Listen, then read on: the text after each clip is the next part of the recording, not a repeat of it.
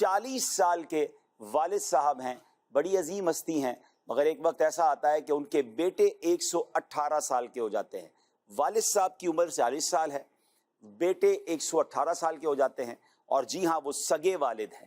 اور دوسری بات یہ کہ ان والد صاحب کے جو پوتے پوتیاں ہیں وہ بھی ان سے عمر میں آگے بڑھ جاتے ہیں۔ یہ سب کیسے ممکن ہے؟ یہ قرآنی واقعہ ہے، اور یہ حضرت عزیر علیہ السلام کا واقعہ ہے۔ واقعہ بڑا طویل ہے، میں مختصر کر کے اسے بیان کر دیتا ہوں کہ بخت نصر جو تھا ایک ایسا شخص تھا جس نے بیت المقدس اور اس عظیم شہر، اس عظیم ملک کو تباہ و برباد کر دیا، اور وہاں پر اب تمام لوگوں کو یوں سمجھیے کہ ہلاک کر دیا گیا، بڑی تعداد میں لوگ گرفتار کر لیے گئے۔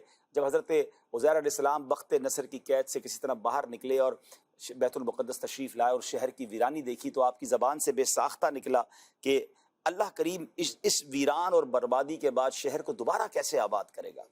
اب اس کے بعد آپ جب شہر کے اندر داخل ہوئے، جب سارا ویرانہ ہی تھا، کچھ پھل آپ نے توڑ کر تناول کیے، انگوروں کا جو رس تھا وہ نچوڑ کر آپ نے اسے نوش فرمایا، بچے ہوئے پھل اپنی جھولی میں ڈال دیے، انگوروں کے شیرے کو اپنی مشک میں سیو کر لیا، بچا لیا، اور پھر اپنے گدھے کو مضبوطی کے ساتھ جس پر آپ سواری کرتے تھے درخت کے ساتھ باندھ دیا اور آپ سو گئے۔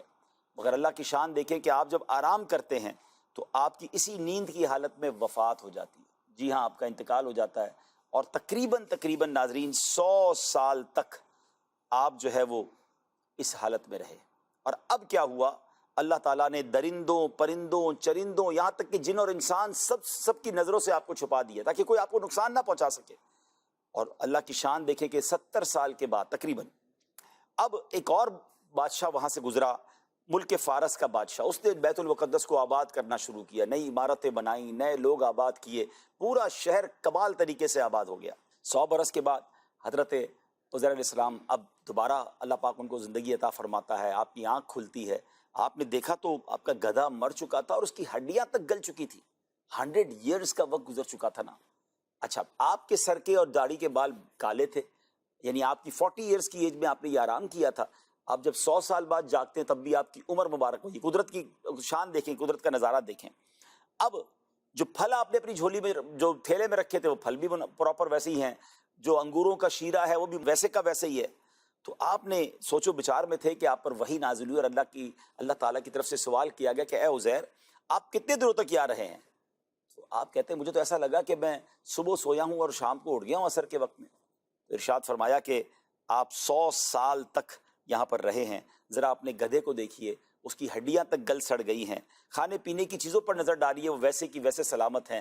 یعنی اللہ کی شان دیکھیں کہ ایک ہی زمین ہے، ایک ہی پیس آف دا لینڈ ہے، حضرت عزیر صحیح سلامت ہیں، آپ کا کھانا پینا جو ٹھیک ہے، اور گدھا جو ہے اس کا وہ گل سڑ کر ختم ہو چکا ہے۔ پھر حضرت عزیر کو قدرت کا ایک اور نظارہ دکھایا گیا کہ اب دیکھیں اس گدھے کو ہم کیسے زندہ کرتے ہیں۔ تو اب ہڈیوں پر گوشت پوشت بھی آتا ہے، وہ گدھا کھڑا بھی ہو جاتا ہے، اپنی بولی بھی بولنے لگتا ہے۔ اب یہ ایک قدرت کا نظارہ تو آپ نے دیکھ لیا، مگر جب آپ بیت المقدس کی طرف گئے کہ جس کی ویرانی دیکھ کر آپ کا دل بوجھل ہو گیا تھا، غمگین ہو گیا تھا، تو وہاں پھر سے آبادی ہے، پھر سے گھر بنے ہوئے ہیں، چہل پہل ہے۔ حضرت عزیر ڈھونڈتے ڈھونڈتے اپنے پرانے گھر کے پاس پہنچے تو ایک بوڑھی خاتون وہاں بیٹھی تھی جنہوں نے حضرت عزیر کو دیکھا تھا۔ حضرت عزیر نے جا کر ان سے پوچھا، کیونکہ ان کی بینائی آلموسٹ چلی گئی تھی، کہ آپ حضرت عزیر کو پہچانتی ہیں؟ تو انہوں نے کہا جی عزیر تو 100 سال پہلے سے لاپتہ ہیں، پتہ نہیں کہاں چلے گئے۔ یہ کہہ کر وہ رونے لگی۔ حضرت عزیر علیہ السلام نے کہا کہ میں ہی عزیر ہوں۔ تو انہوں نے کہا کہ بیٹا یہ کیسے ہو سکتا ہے؟ بہرحال اگر تم عزیر ہو تو عزیر کی ہر دعا قبول ہوتی تھی، تم دعا کرو میری بینائی آ جائے۔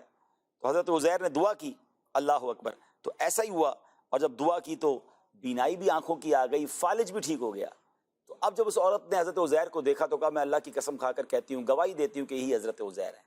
اب جب آپ کو ڈھونڈتے ڈھونڈتے آپ کے بیٹوں کے پاس لے جایا گیا تو آپ کے بیٹے 118 سال کے ہو چکے تھے، کیونکہ ان کی لائف تو آگے بڑھ رہی تھی نا، یہ اللہ نے اپنی قدرت کا نظارہ دکھایا تھا۔ آپ کے پوتے پوتی آپ کی عمر سے آگے بڑھ چکے تھے، مگر کوئی ماننے کے لیے تیار نہیں تھا کہ آپ حضرت عزیر ہیں۔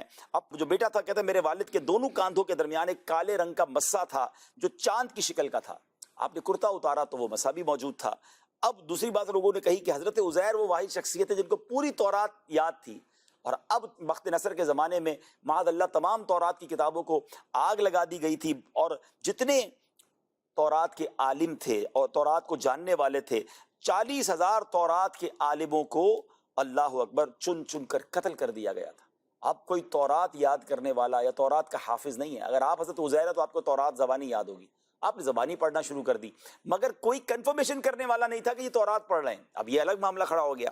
تو اب اس کے بعد ایک شخص نے کہا کہ میرے والد صاحب نے اپنی انگوروں کی بیل کے نیچے ایک تورات کا نسخہ چھپا دیا تھا. جب بخت نصر کے لوگ تمام تورات کو قبضہ کر رہے تھے، ڈھونڈتے ڈھونڈتے اس انگور کے باغ میں جا گئے اور وہاں سے جناب وہ تورات نکالی. حضرت عزیر جو تلاوت کرتے رہے، انہوں نے جب دیکھا تو حرف با حرف آپ درست تلاوت کر رہے تھے.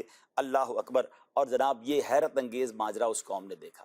آپ نے دیکھا ایک کہانی کے پیچھے، ایک واقعے کے پیچھے ایک دوسرا کیسا کمال کا واقعہ نکلا. مگر ناظرین اس کہانی نے ایک اور رنگ لیا، اس واقعے نے ایک اور رنگ لیا جو اب دردناک پہلو ہوا. ہونا تو یہ چاہیے تھا کہ اللہ کی قدرت کا نظارہ دیکھ کر حضرت عزیر کی باتوں کو مان لیا جاتا، اور جس اللہ کی طرف وہ بلا رہے تھے، جس خدا کی وہ دعوت دے رہے تھے، انہیں اس کی طرف سب کو آ جانا چاہیے تھا.